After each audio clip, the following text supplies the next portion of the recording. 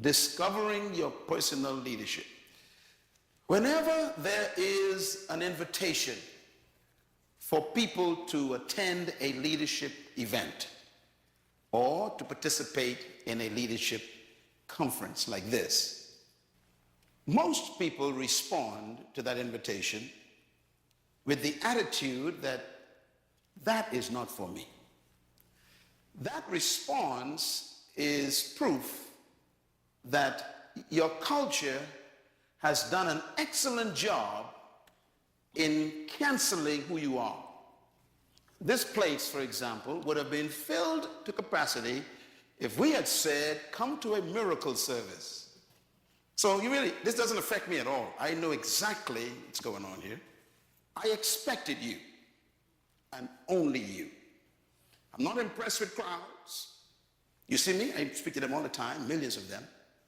My real love is people like you who believe that this is for you. Jesus didn't like crowds. He didn't trust them because he understood the strategy for changing the world. And the strategy for changing the world is not large meetings or big events. It's small groups committed to intensive transformation.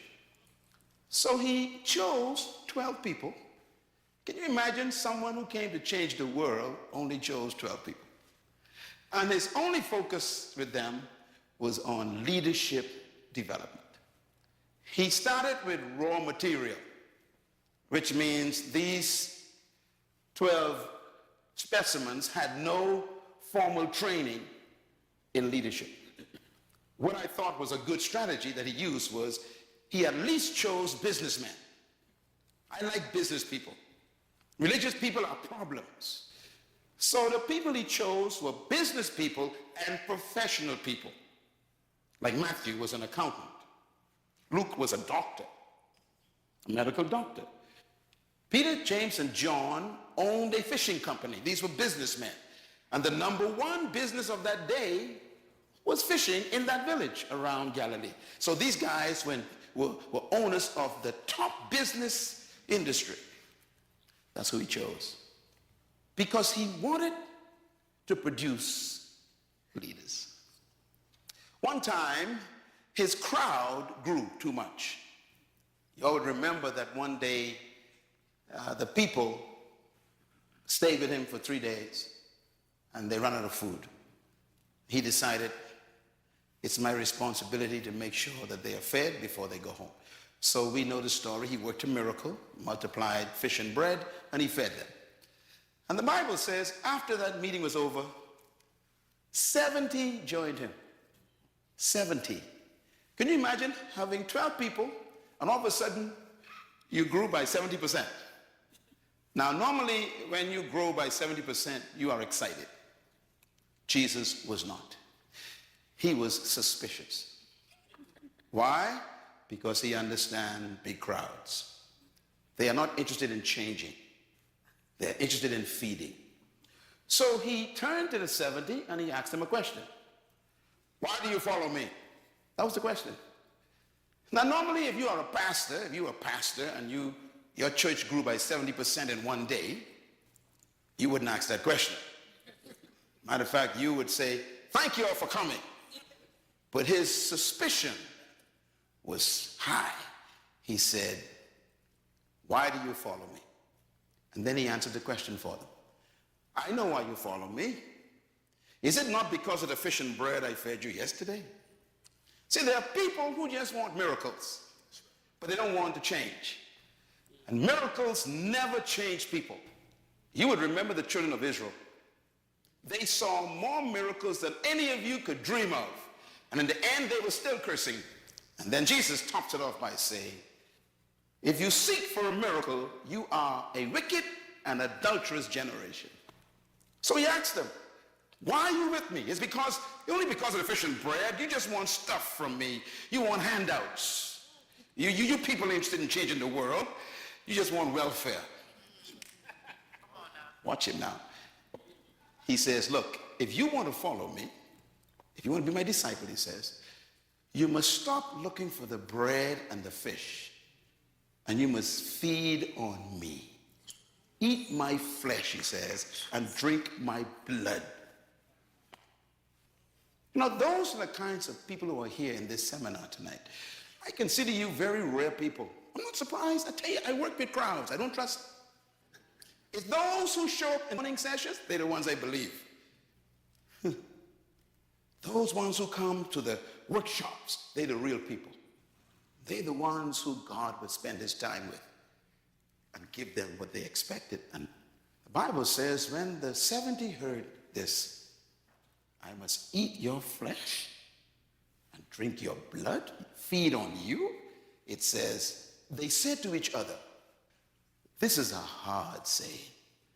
In other words, you are demanding too much. You want us to stay with you and look to you for our livelihood? It says, they forsook him and walked away. Could you imagine losing 70% of your members in one day? Sure, it can happen. But what intrigued me and impressed me is what he did after they left. It was a leadership act. Because he was training now these 12 guys, okay? So he turns to the 12, this text says, and asks them a question. Will you leave also? In other words, are you just like them? He also meant, I will do this by myself. By the way, that's one of the most important principles of leadership, you know. Finding something worth doing by yourself. If you need people to like you and approve of you for you to do what you're doing, you are not a leader yet. You're a politician. He was willing to go alone. Peter spoke up and said, Master, Rabbi, which means master teacher. I'm going to paraphrase Peter, okay, a little bit. Peter probably said, we think you are crazy, Jesus. We too think you are a little bit weird, but you make sense to us. In you, he says, we have found the words that give us life or give our life meaning. That's what leaders do. Leaders give people's lives meaning. That's why they follow you. People will follow you when they receive a sense of significance for their own lives. Peter's answer was powerful. In you, we have found the words that give us life. Our business was doing great. You know, we have a company, but you have shown us that we could do more than just business. We can change the world. And that's why we're here in this seminar the next 2 days. I guarantee you, if you listen to me very carefully, the next 48 hours, you are going to be transformed as a person. But you got to listen. You got to feed on me just a little bit. Because what I'm teaching you is what I live. And it begins with discovering what I call your personal leadership. Leadership does not begin with people. It begins with you first. Let me give you a couple of things to write down, because I'm giving you what they never taught me in church. And that is, everyone is a leader. Pastors are afraid to say that because they don't want no competition in the pulpit. But leadership begins with how you think. So let me give you my philosophy of leadership that I had to discover for myself to become the person I am. Everyone was created to lead. Say that with me. Everyone was created to lead. Say it again. Everyone was created to lead. That's a tough statement. Most of you don't believe that statement. I understand it. I understand. Because I was the same way. Because when you read that statement, there is a contradiction in your mind right now. There's a battle going on. I know what the battle is. The battle is a question. If everyone was created to lead, then who's going to follow?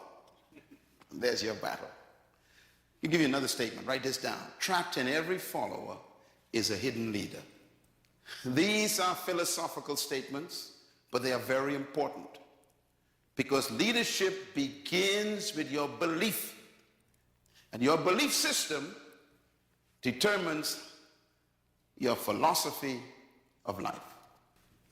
If every follower, then the question becomes a problem again. What happens when they all become leaders? Who's going to follow?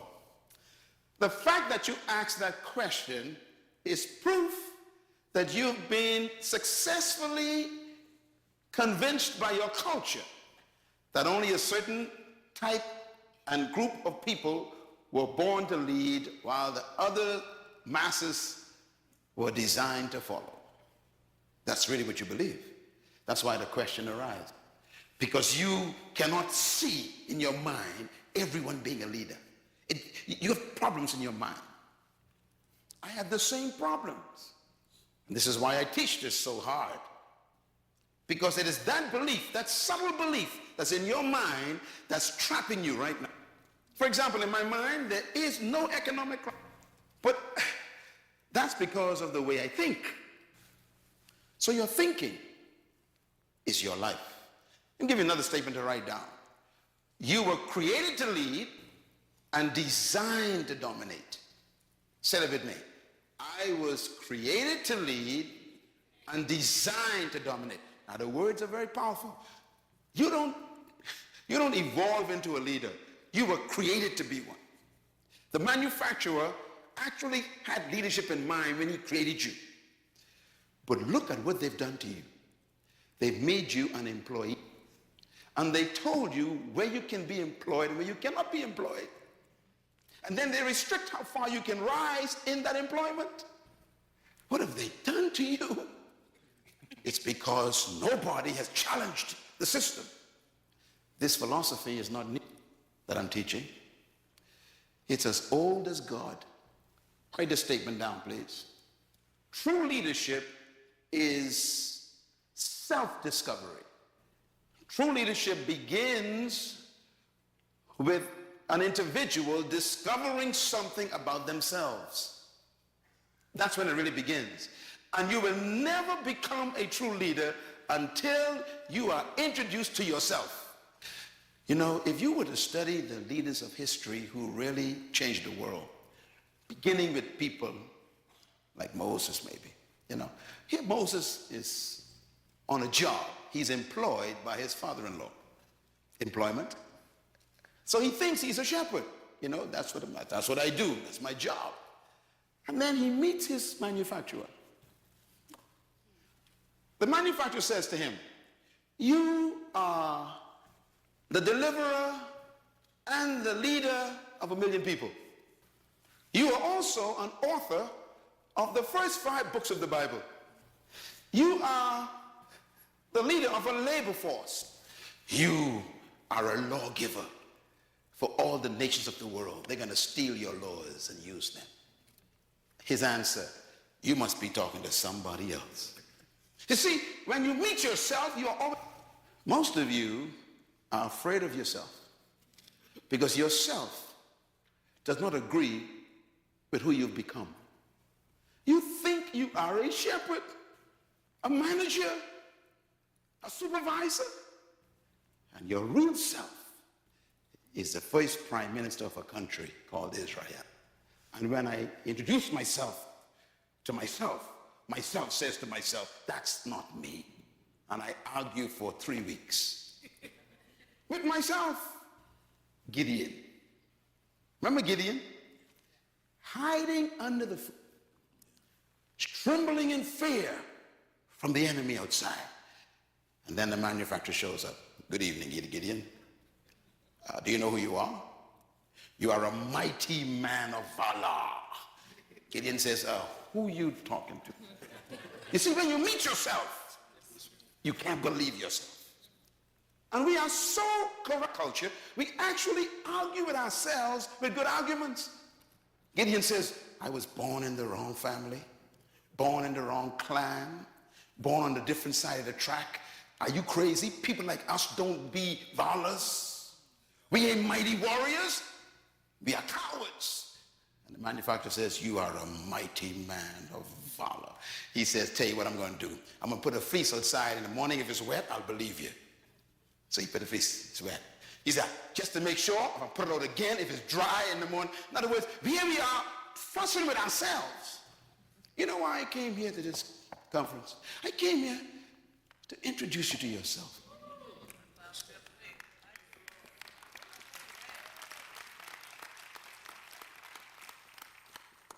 What you are doing is embarrassing to God. What you are proud of, he's ashamed of. What you've settled for is a shock to heaven. I know what I'm talking about. I was there.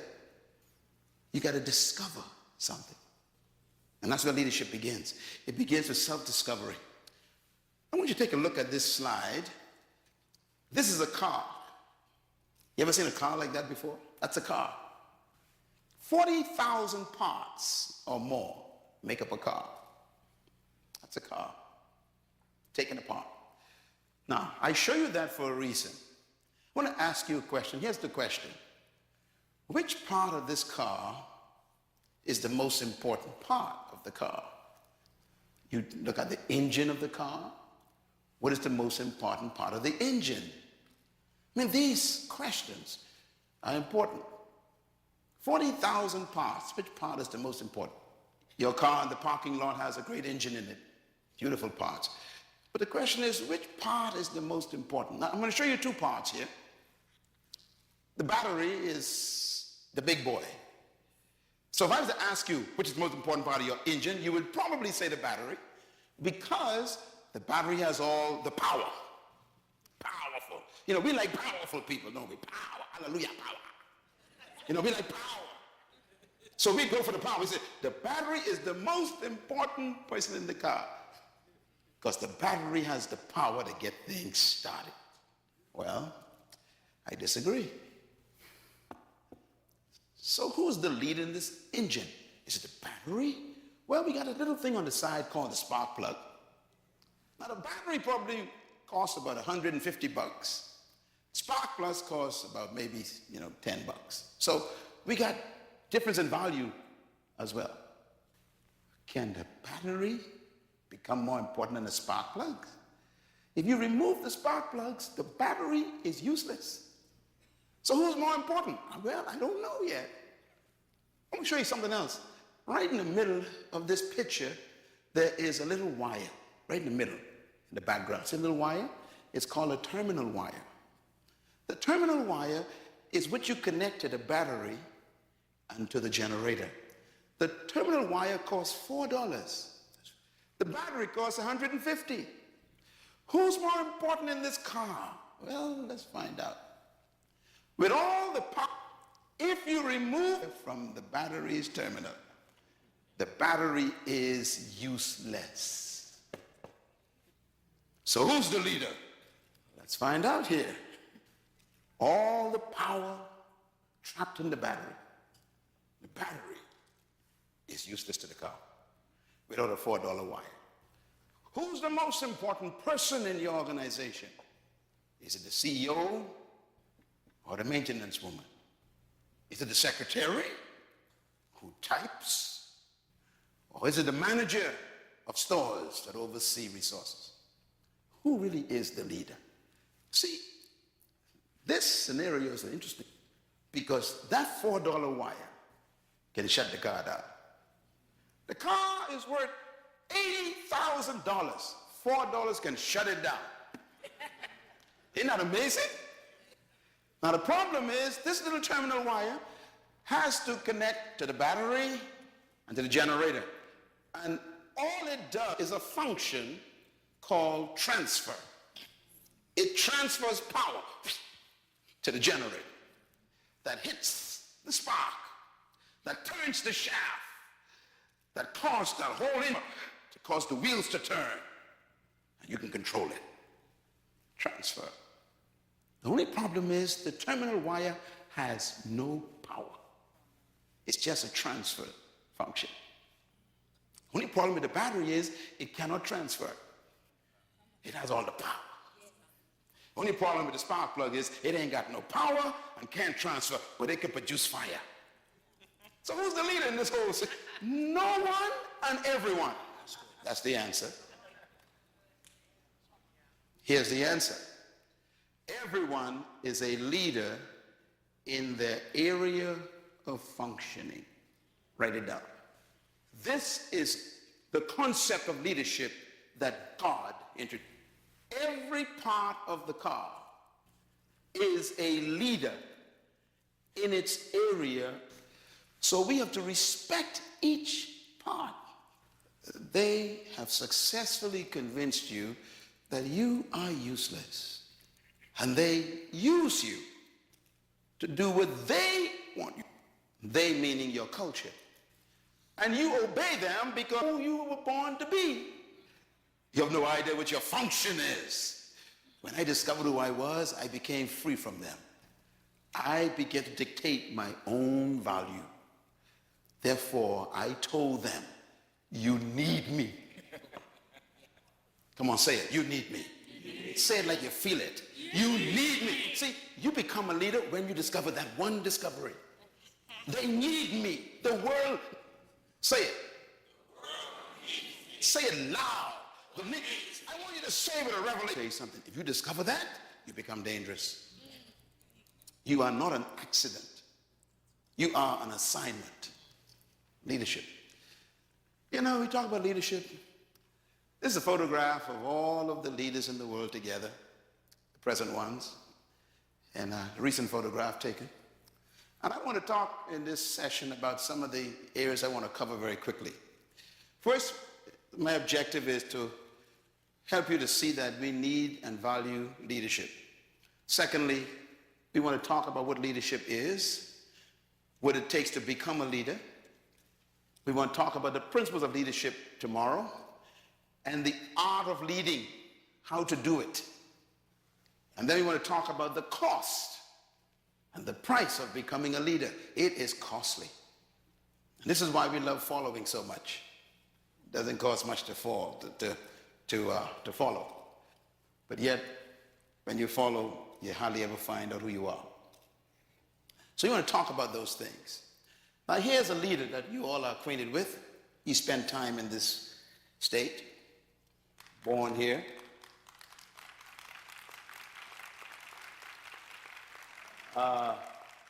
Walking through the airport of this state capital, they have his coat and tie.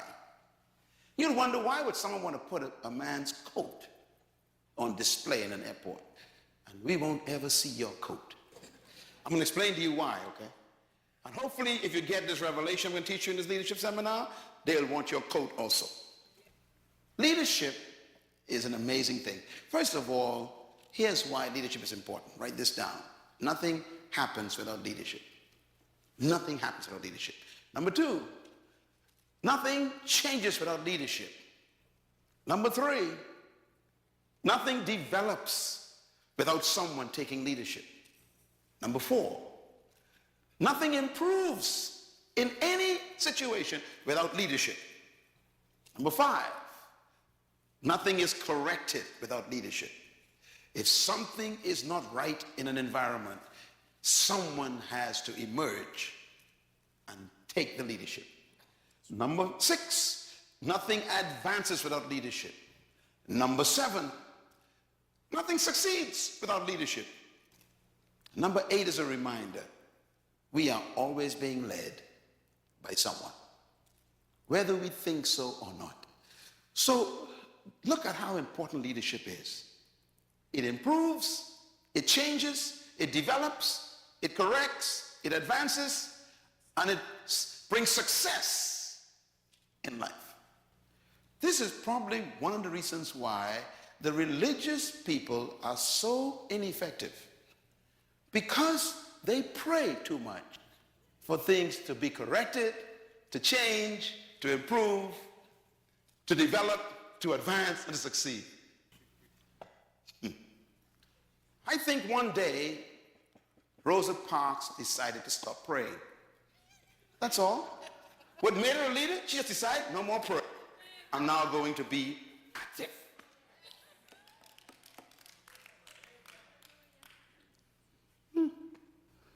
This is why the drug problem in your community is so diabolically destructive, because you keep praying for them. You wouldn't do anything. Leadership is born when toleration ends. Why? Whatever you tolerate, you will never change. What did I say? Whatever you tolerate, you will never change. This is why there are very few leaders in your city. Your toleration level is very high. Leaders are usually angry people. As a matter of fact, you will learn tomorrow night the secret to becoming a true leader. And one of the secrets is anger. When you decide, I have had enough, a leader is about to be born. Toleration is the graveyard of leadership. And that's why we lack leadership in the 21st century. Everybody wants to be liked. Nobody wants to rock the boat. And that's why we're not leaders, because we want everyone to agree with us. So what we have is companies and churches and nations that are overmanaged and underled. Don't ever confuse a manager with a leader. No manager is a leader, but leaders are managers. What's the difference between a manager and a leader? In my book on the table called Becoming a Leader, make sure you read that book. It deals with this subject. But let me give you a hint. A manager maintains things. A leader changes everything. A manager follows. A leader creates policy. A manager keeps tradition. Leaders break it.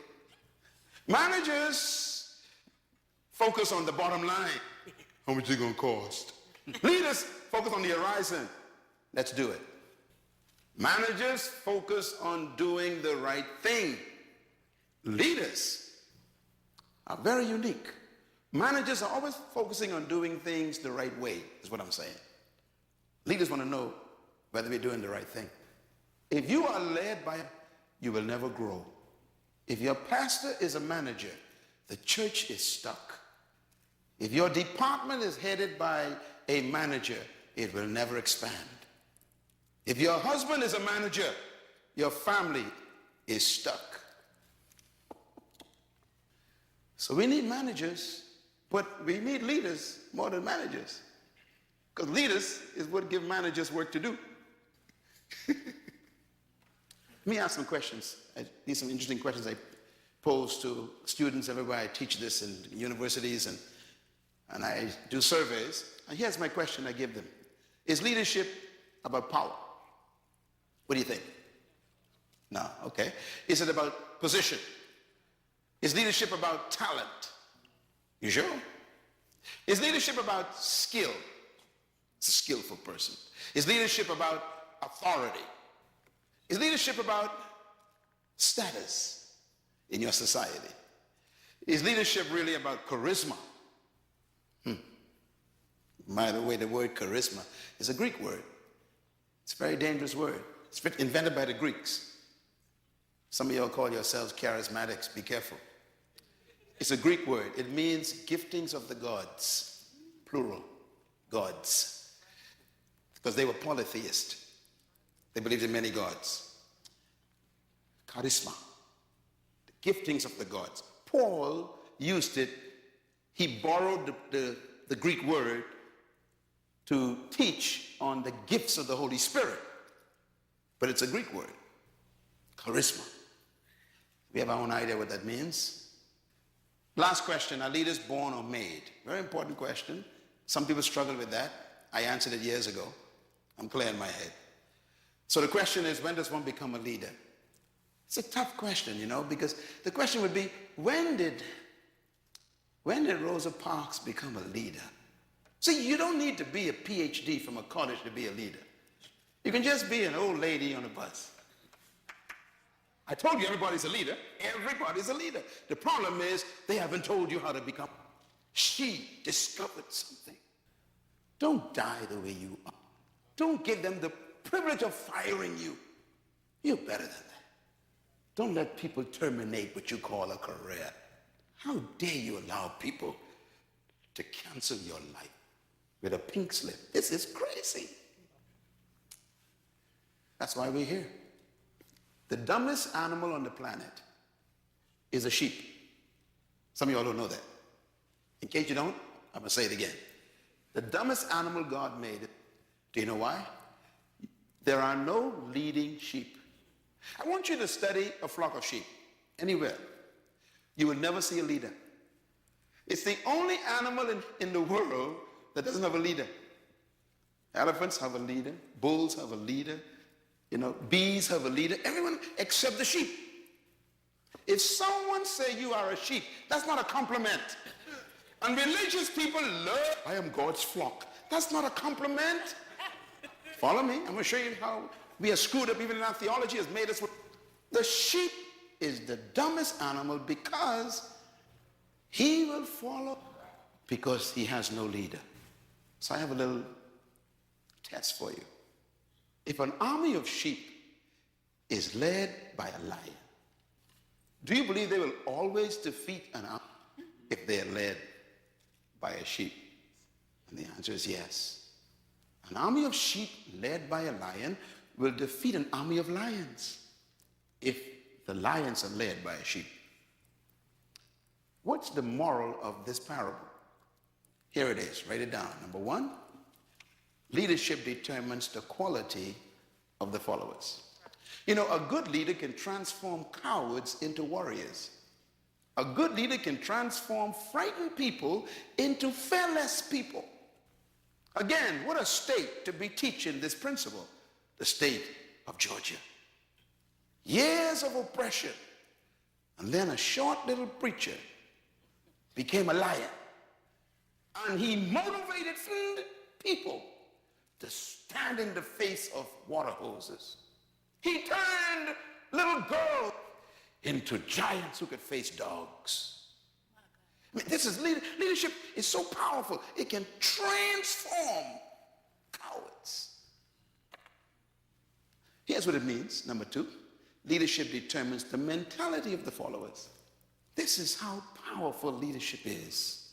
Leadership also determines the morality of the followers. Your morale and your morals can be transformed by the right kind of leader. Leadership also determines the attitude of the follower. In essence, leadership determines the commitment of the follower. That's why we need you.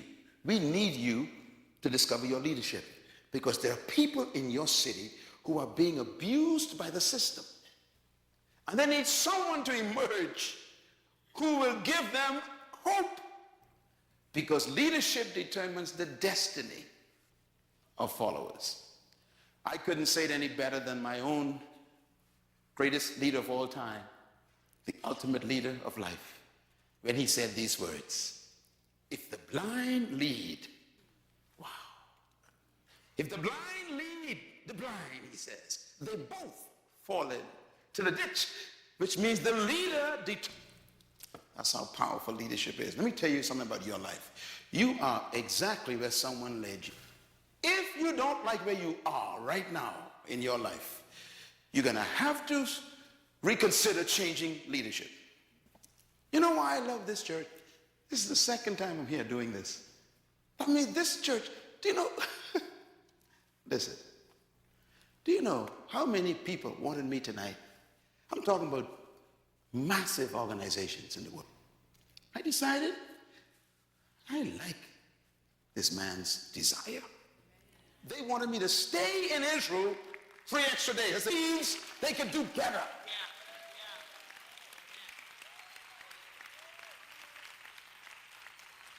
I don't think the members of this church really know who their pastor is. See, your problem is you want to shout and sing hallelujah, hallelujah, and then die broken sick.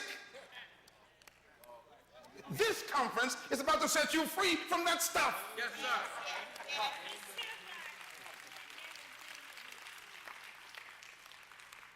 Makes me so sad. See people, having religious, all this emotional stuff. Because they are sheep. They just follow anybody. People come in town with a white suit, white Bible, white shoes. They run to that person. just sheep. If the blind, what? Lead. You know what Jesus is just telling us? He's telling us it's possible for a person to be in charge with a title, with a position, with power, with influence, and still be blind.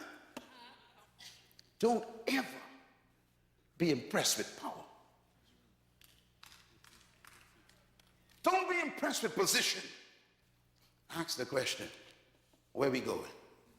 What's our destination? Because I might not want to go with you.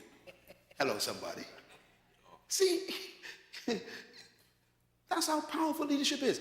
Leadership will lead you to their destiny. Some of you know the story about Jim Jones in Guyana. Sheep.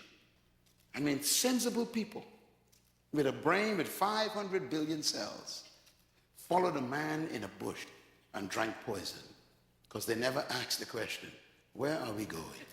What is your vision? Write this down. Vision is more important than leadership. Please get the book on vision on the table, please. Very important. People think that leadership is important, but vision is more important than leadership because vision is what creates the leader. What makes you a leader is the fact that you see a future that's better than the present. So leadership is powerful. There are two animals that God identified himself with. Both of them are leaders. One is the eagle, the other is the lion. I always wondered why God did this. But he created them, so he knows their qualities and their character.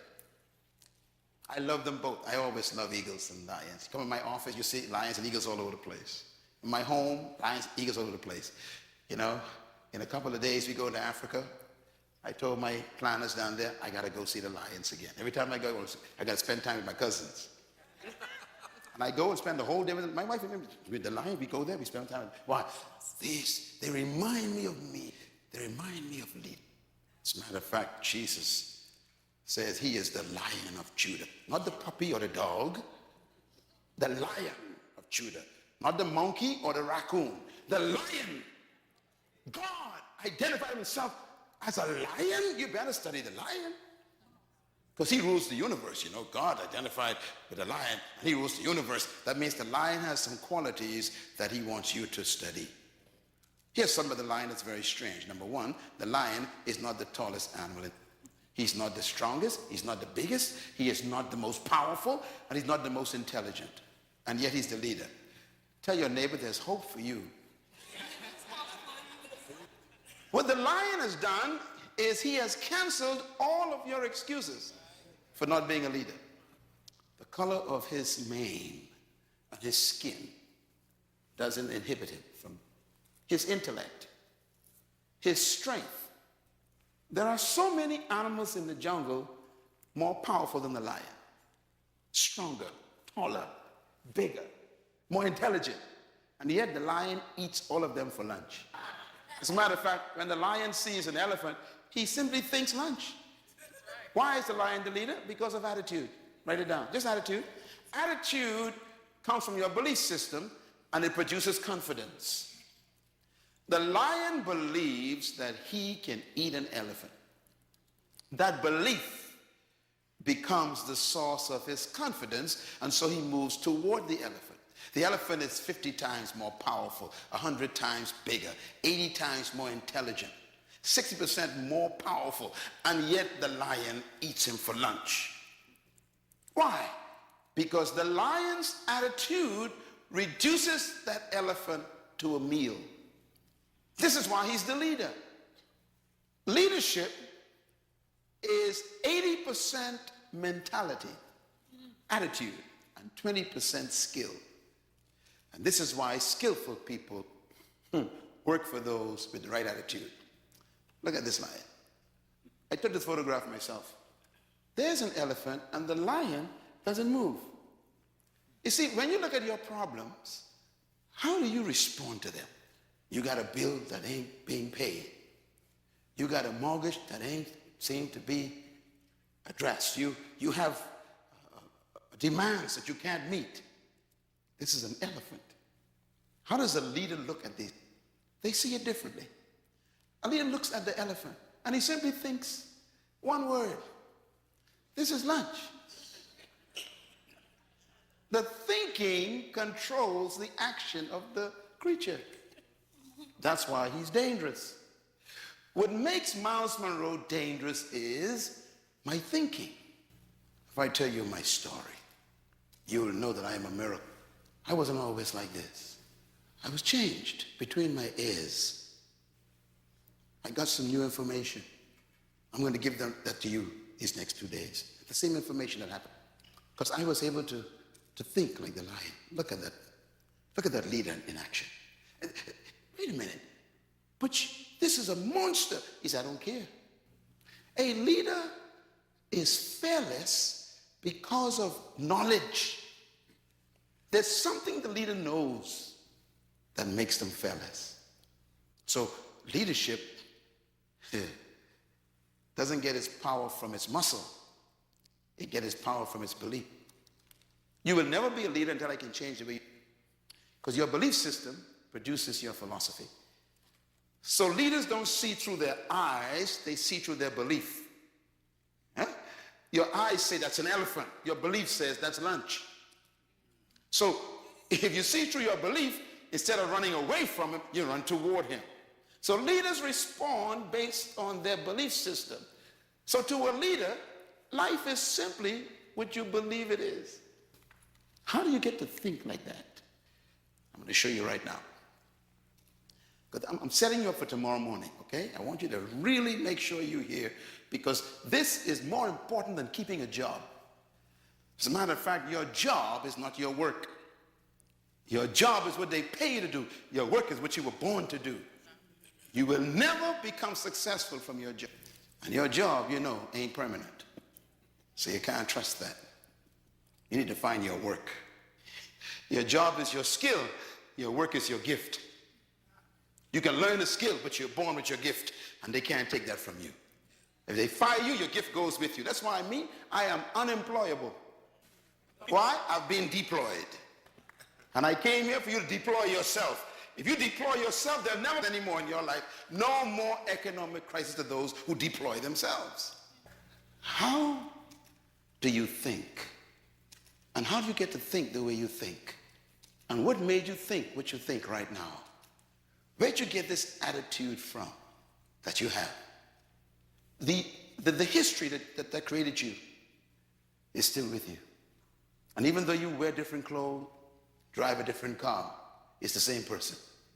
Because somehow our history is so heavy. It's tough to cut loose. We still apologize for being successful. We feel ashamed to be in charge. It's amazing. See, when you still carry your history, you are afraid of success because you might lose your friends who ain't going nowhere. Very subtle problem. Your attitude is so powerful. It creates your atmosphere. It also is a source of your natural lifestyle. If you're going to change your life, you got to change your attitude. Now here's the bottom line. Write this down. Your belief system is the source of your attitude. I know you came and you're thinking, Dr. Munroe, tell us 10 principles of leadership. No, that's not what you need first. You need to change the way you think first. I was invited to speak at Harvard University a few months ago, and the room was filled with all of these technocrats and these professors and all these, Ivy League people. And they invited me to speak on leadership. Do you know what I came in there and talked about? I talked about thinking. When I was finished, first standing ovation ever at Harvard University, they said. They had never heard anybody get into their heads before. I exposed those who were racist. I showed them that your thinking is your philosophy that destroys the way you treat people in your life. And until your thinking change, you are contaminated leadership. They've never heard such a level of teaching on leadership. Why? Because unless your mind changes, you will never become a leader. Ladies and gentlemen, let me put it this way. Attitude determines your limitation, which means that your belief system determines how far you go. You can never lead beyond your attitude and your belief system. And that's why your life is what you think it should be and exactly what it is. Attitude is the manifestation of your personal philosophy. And that's why this first session is dealing with discovering your personal leadership first. Then we could talk about people. Write this down. Philosophy is a product of your ideas. And this is why I started this session out with a question. Do you believe that everyone is a leader? You had problems with that. And I understand, because the culture doesn't allow it. Could you imagine going to work tomorrow telling your boss, I am a leader too?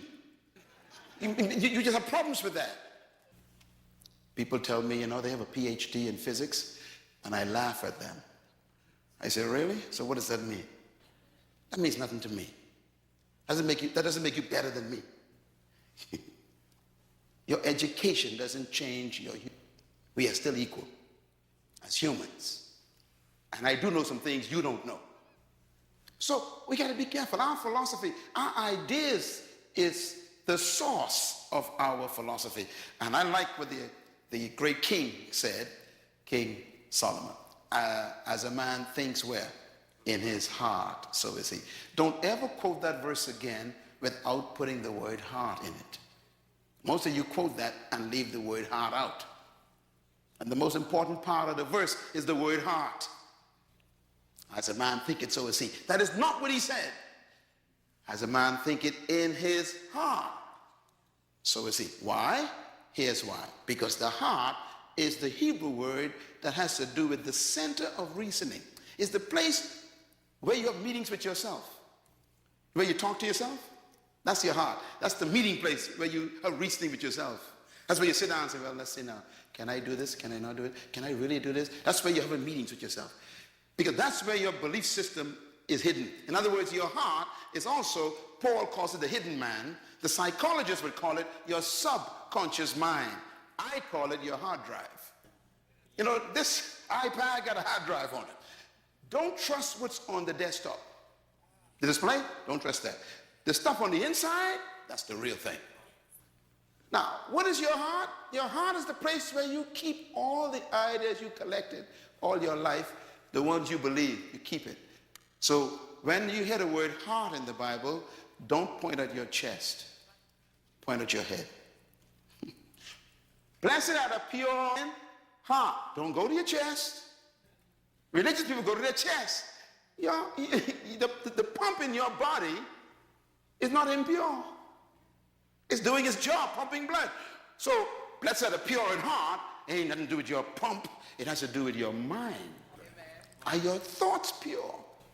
Are you thinking with purity? So, he says, as a man thinking in his heart, so is he. As a man thinks in his subconscious mind. What have you downloaded as your software on your hard drive that you believe? Every time someone presses a certain button in your life, whatever is there comes up. For example, there's some of you black people in this room, when a white man comes into your department, you become very nervous. And when a black man comes, you act like you don't care. In other words, there's something in your heart, I've still got some problems. There's some viruses. You're sick. It's there on your hard drive.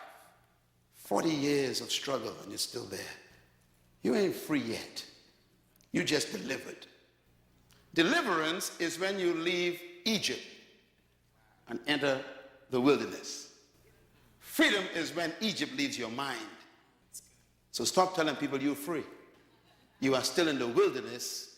And notice what God did in the wilderness, eh? He kept them going around in circles. 40 years going around in circles. My wife and I had an experience, I'll never forget this. We went from Israel to Egypt. And, we were going to visit Egypt for the first time. And this years ago we went there. We've been there a couple of times. And, man, the aircraft took off. And I'm getting excited. I'm going to see Egypt. I'm going to see Pharaoh, remains of the, all this stuff. Get excited. And before I could get excited, they said, we're about to land. Fasten your seatbelts. I said, wait a minute. We just took off. And the flight attendant says, yes, we are landing. I said, well, we just left. She said, yes, but we're landing. I said, what are you talking about? It's only been 20 minutes. She said, yes, we are in Egypt. 20 minutes. We are in Egypt. I said, what are we doing in Egypt already? She says, Cairo is only 20 minutes away. No, you didn't hear what I just said. Okay, let me explain it to you. It took Moses them 40 years to go from Egypt to Israel, where I was. 20 minutes. So when we got to Egypt, right, they picked us up, took us to our hotel, checked us in, and then our first tour guide, came to get us, and we boarded the bus, and we going out to the pyramids. On our way up there, I became very intrigued. So I asked the driver, I said, excuse me, sir, how far is Israel from here? He said, oh, it depends on how you go, he says. I said, well, explain it to me. He said, well, from Cairo to Israel, Jerusalem, if you walk, it's about 40 days. You take a bus, it's 24 hours. Take a plane, it's 20 minutes. I told my wife, where's my Bible? I got to read my Bible again. I went back hotel room, grabbed my Bible. I said, let me just see. I think God made a mistake. It took them 40 years for a 40-day trip. And then I read in the Bible, it says, because they had not gotten Egypt out of their minds, the Lord led them the long way until their children were born. Let me just give you the point I'm making here. God will deliver you, but will never set you free. You got to set yourself free. They walked around in that desert for 40 days. Why? 40 years. Why? Because 40 years is a generation. What was God doing? He was waiting for 40 years until he got what they were carrying in their loins. The next generation. When the kids came up, God killed them all. Killed all the parents. By the Bible says God allowed none of them to go into the promised land. Why? Because they were still thinking about onions instead of milk and garlic instead of honey. They didn't change their thinking. Your mentality is more important than your location. If you don't change as a person mentally, you will stay where you are physically. So God killed them all. Only 2 left. And those 2 were born in the desert. Caleb, Joshua. They had no memory of oppression. They believed anything was possible. Leadership begins with thinking. So my question is, what is your philosophy of leadership? Well, why don't you believe that you could own a company? Why the first thing you look for is a job instead of look for a business? It's subtle questions, but why? Why do you go to college and study an area that guarantees employment rather than guarantees deployment? Because your hard drive is stuck. I sit with heads of states. You saw those pictures. Head of state, kings, governments. I work with them all the time. And most of the folks who run countries are sick just like you. They don't know what to do with the country. Power doesn't make you smart. It exposes your ignorance. Let me quickly do this because I don't want you to have nightmares. Let me just give you, let me conclude this by giving you God's philosophy of leadership, okay? I'm going back to the beginning where you began. Genesis chapter 1 is really about you. Verse 26 says, then God said, let us make a species called man in our own image, according to our likeness. And he tells us why. He says, to let them have dominion over fish of the sea, birds of the air, over the cattle and the animals of the field, over all that's growing in the earth, and over everything that creeps on the ground. Now, every word in this statement is very important. And in this verse is the secret to your life. It's the secret to your greatness, your leadership. This is where I found mine right here. I found it in here. I'm just going to say this. I hate to talk about these things, but I'll just say it. In a lot of my contracts with governments, they pay me $5,000. Could you imagine? You work for 10 hours,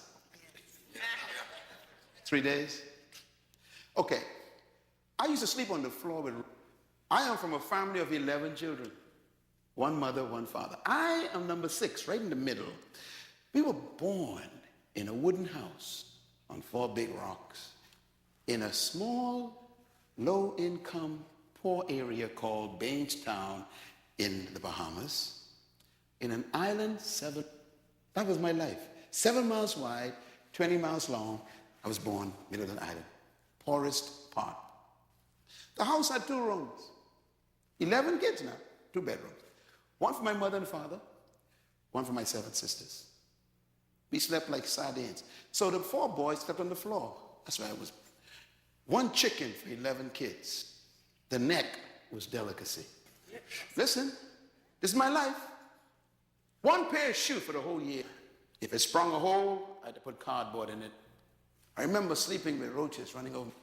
I remember waking up in the morning with blotches, blood. I was scratching the mosquitoes that were trapped under the dirty sheet on that mat on the floor. I remember looking up at the ceiling and seeing the stars through it and buckets to catch the water from the rain. Don't talk to me about poverty. And my father was a Baptist pastor. And I went to church 3 or 4 times a week, and I slept with roaches. Don't tell me about religion. So when I talk to you from this position I'm talking to, I'm telling you what worked for me.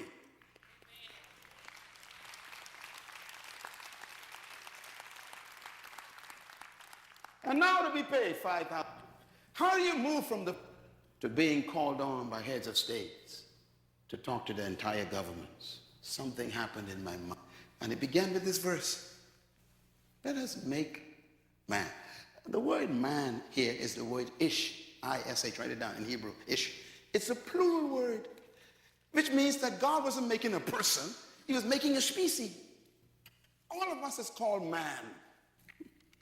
For example, we call all dogs, dogs. We call all cats, cats.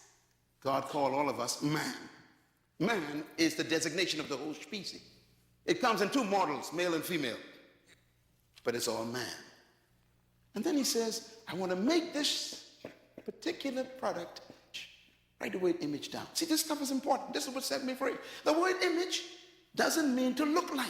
The Hebrew word means characteristics. Characteristics. Let them have the same characteristics, qualities of God. No Baptist pastor told me that. My father couldn't teach me that. He didn't know it. I had to find it for myself.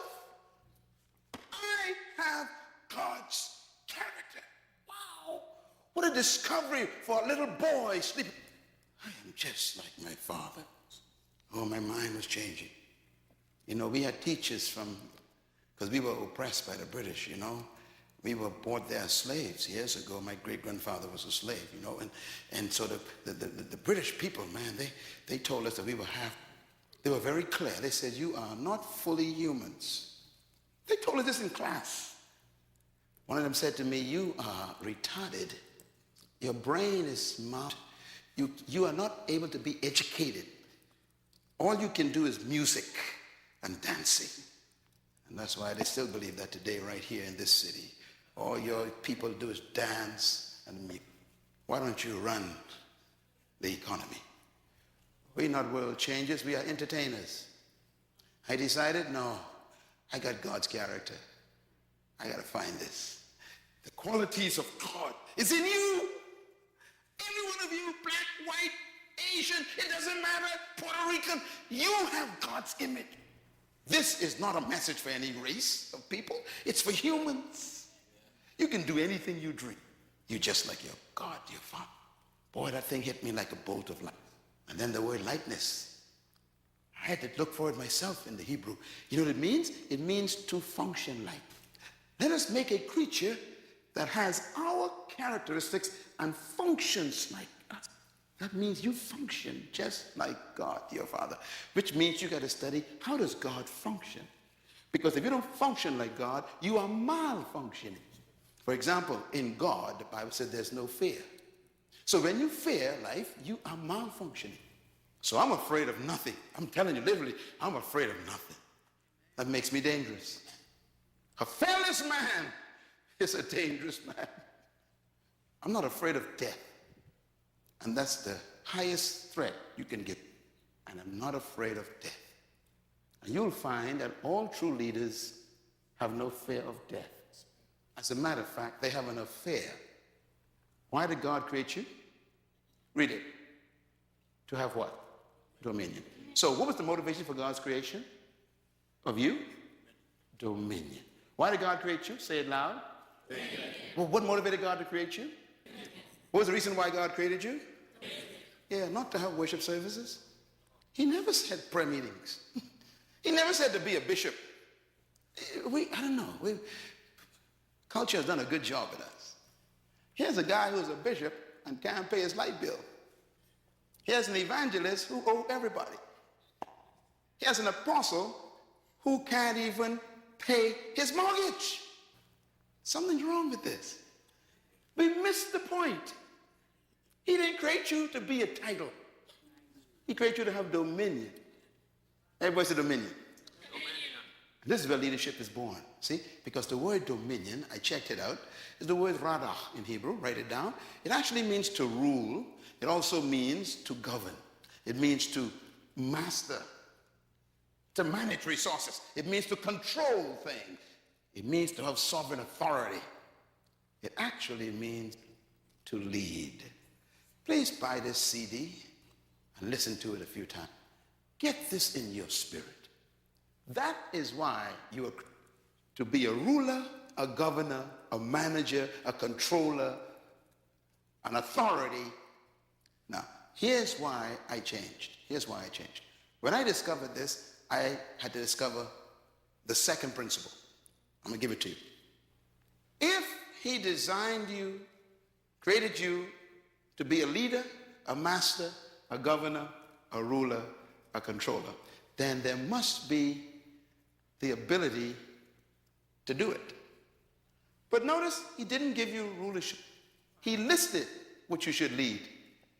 Birds, fish, animals, plants, and creeps.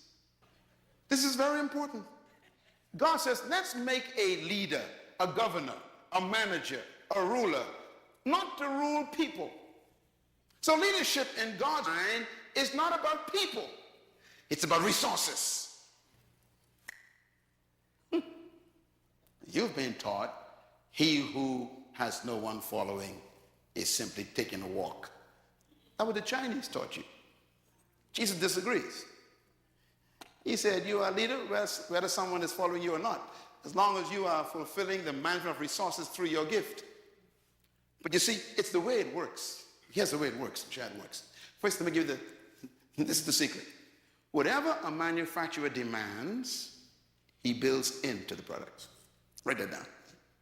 This is what changed me from whatever a manufacturer demands from a product, he builds it into the product. Am I right? Am I right about this? Think about anything. Your car, for example, your computer, your iPad, your iPhone, whatever you have, your refrigerator, whatever it's supposed to function as, it is built with. Number two, whatever God calls for, he provides for. Number three, whatever God demands, he inputs. Number four, whatever God expects from something, he injects it into it. And number five, whatever God gave the purpose of a thing to do, he built it with the potential to do it. That changed my life.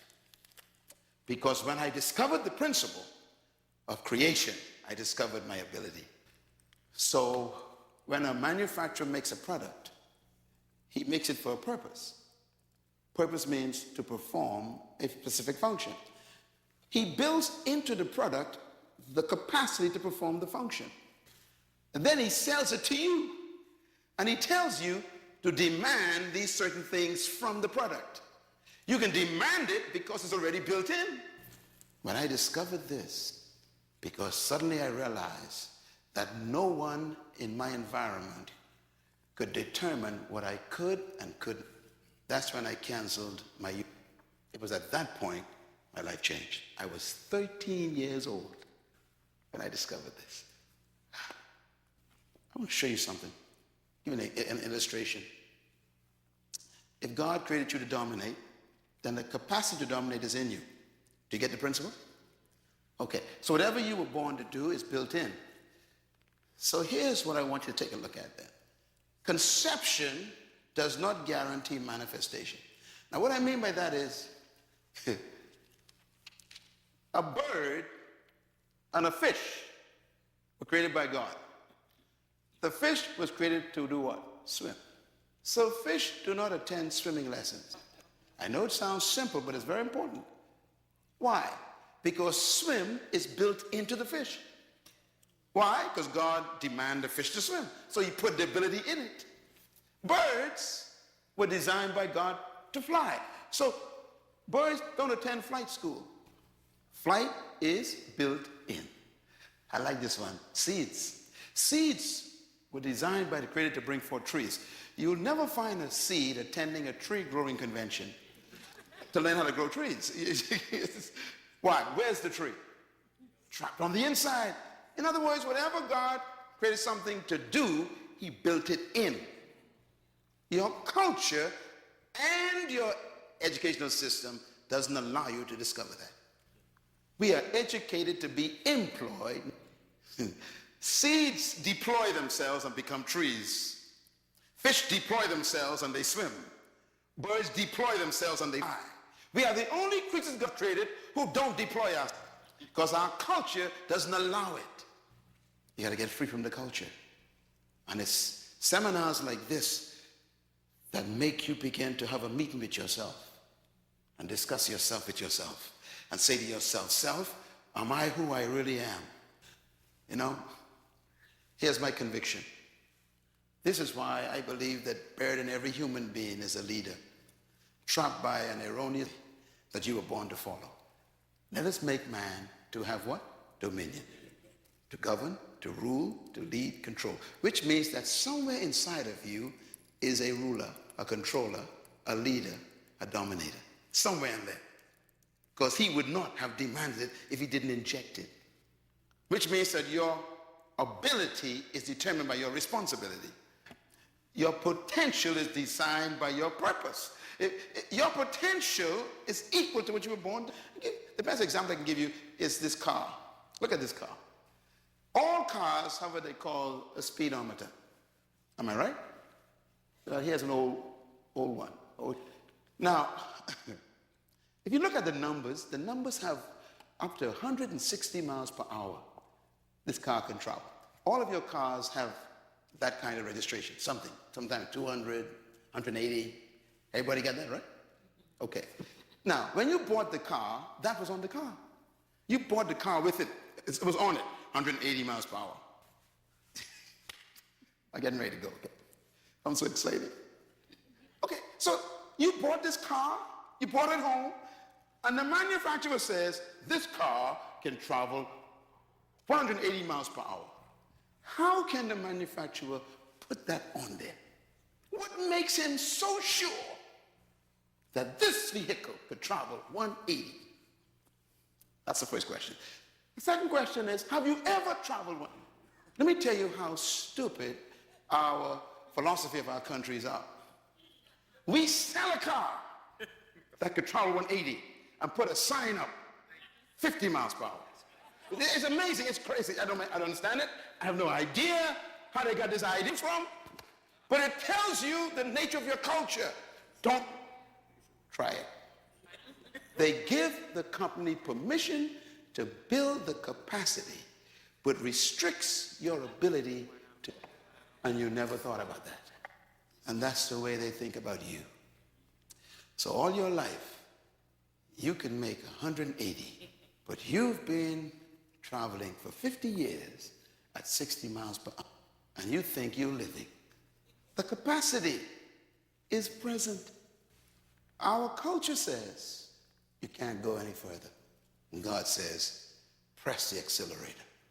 And your culture says, you can't go any further. You can go no faster.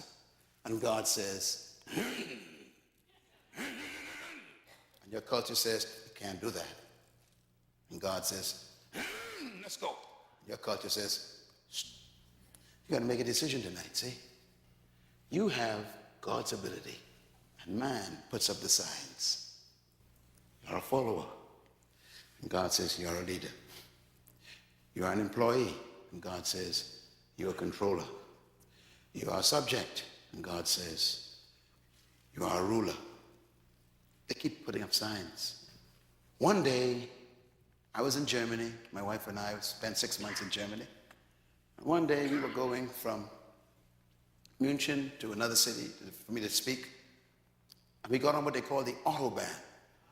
The Autobahn is a road without limit, no speed limit. Okay, once you get it, you can go as fast as you can.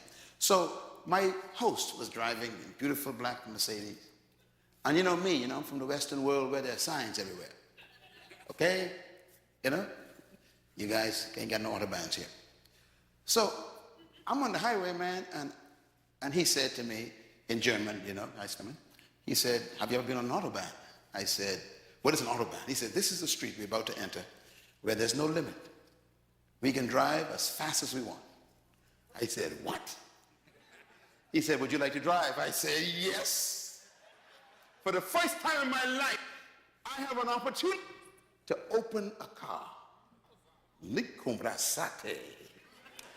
felt so excited. I said, he said, yes. So he pulled off to the gas station, switched.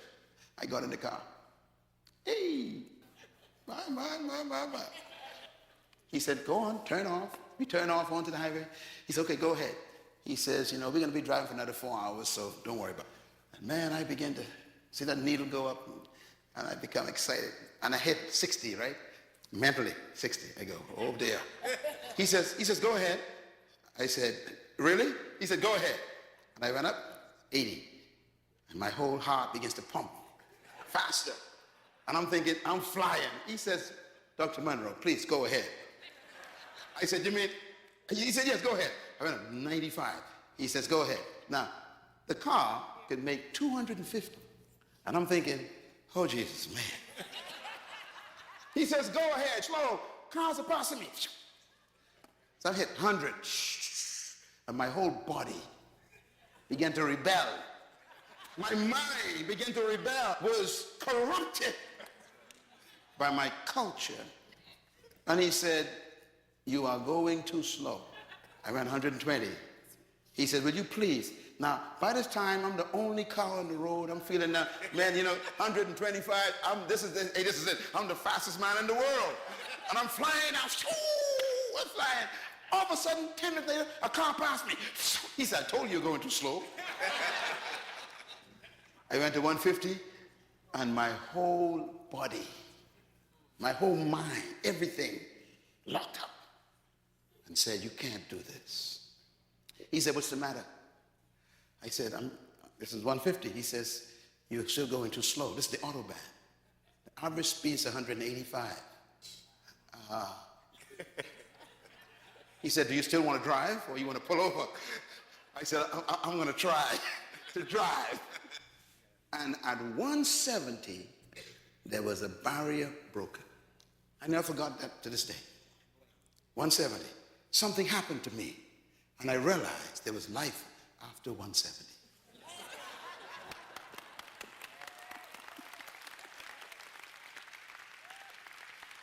Wow, man, 185, man. Ooh. I said, can I go more? He said, go ahead. And 192. I said, can I go? He said, go. 200, man. My life has changed that day. No more barriers in my life. There was a point where I had to break it. That's why you're here this week. I'm going to take you to that point.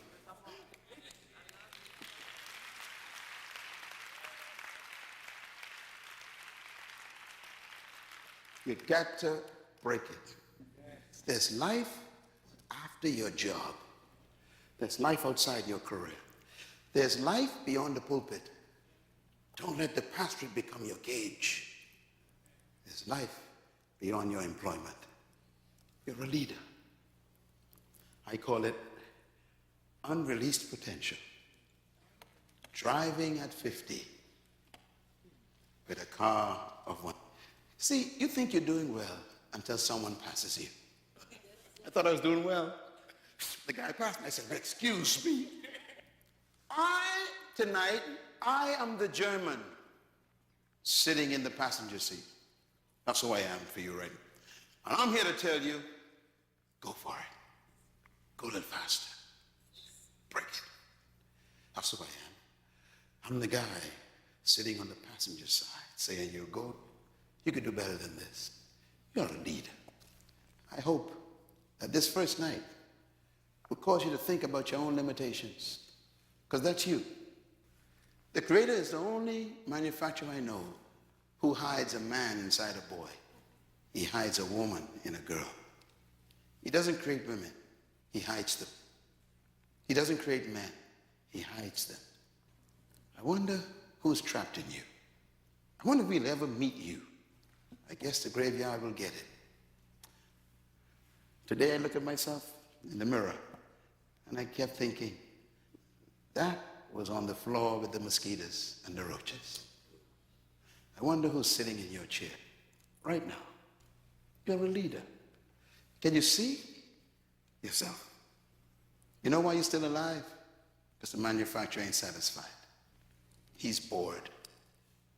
He's telling you, you've not shown yourself yet. Show yourself. Let me close with these statements. Write them down, please. You were born to lead, but you must become. That's the purpose for a seminar and a conference. I'm not here to make you leaders. I am here to expose you. A seed is a tree, but it must become the tree.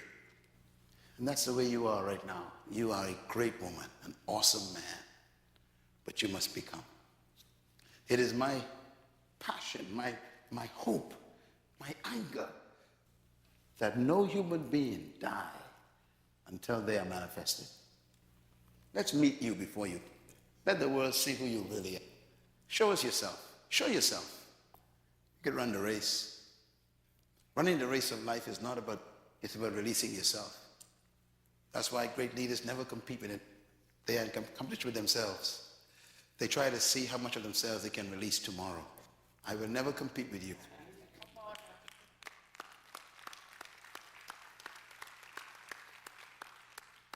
Repeat out loud, please. Go. You were not created. Number 2, read. You were created to lead in an area of gifting. Number 3, read. True leadership is born when your gift is discovered and served to the world. Number 4, read. The value in each human is the gift they were born to deliver to humanity. There's something you carry in that we need. I told you that leadership is not about people following you. It's about you discovering yourself, your gift, and then serving that to humanity. Leadership is, it's like a tree. You know, a seed becoming a tree and then bearing its fruit. You will never find a fruit tree bringing its fruit to you. I'm giving you the greatest secret of leadership right now. Leaders don't seek followers. Followers are attracted to leaders, just like you are attracted to the tree's fruit. When you go to a fruit tree for the fruit, you don't go for the leaves nor the branches. What do you go for? The fruit. And that's why no one's following you yet, because you're not manifesting. Before I leave this city, by tomorrow night, I'm going to help you find your gift. Because when you find your gift, they will find you. And then they'll pay you for it.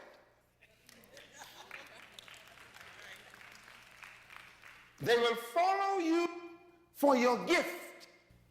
I'm talking about your gift you're supposed to give to humanity.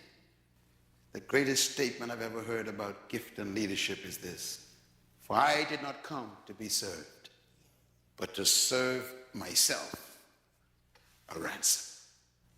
That's why we come to him. If you want to be ransomed, you come to the tree. I serve myself, he said. That's why the greatest leadership in the world is to become a servant. Get it?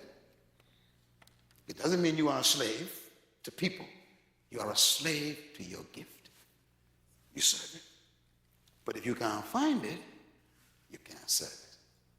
Therefore, you become employed. Tonight is the beginning of change for you. I came from around the world to talk to you because the Creator is ready for you to manifest yourself. What a meeting we have these next 2 days. You're going to meet the most important person you ever met in your life. You're going to meet you.